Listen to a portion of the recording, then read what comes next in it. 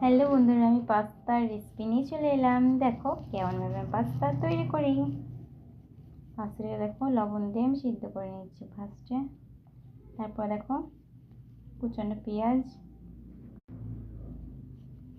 তারপর দিয়ে দেবো তেল, তারপর টমেটো সস নিয়ে চলে এলাম আমি ফ্রিজ থেকে বার করে। তারপর পেঁয়াজটা লাল হয়ে গেলে দিয়ে দিলাম টমেটো। ভালোভাবে একটু লাল করে নেব।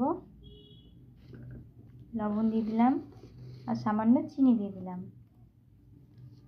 গুঁড়ো লঙ্কা দিয়ে দেবো 1 চামচ।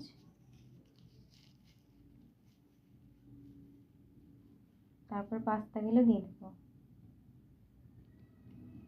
এবার ভালোভাবে নেড়ে নেব।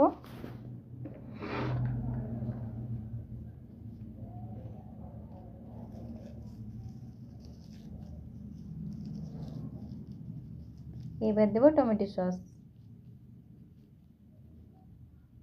আমি কিন্তু অন্য কোনো সস দিইনি, শুধু টমেটো সস দিয়ে বানিয়েছি। এটা কিন্তু বাচ্চাদের জন্য, বাচ্চারা কিন্তু এটা খেতে ভালোবাসবে। নোনতা এবং মিষ্টি খেতে, এটা নোনতা মিষ্টি, ওই কারণে ভালোবাসবে বাচ্চারা। লাইক কমেন্ট শেয়ার করবে, ভালো হলে পরে কমেন্ট করবে প্লিজ।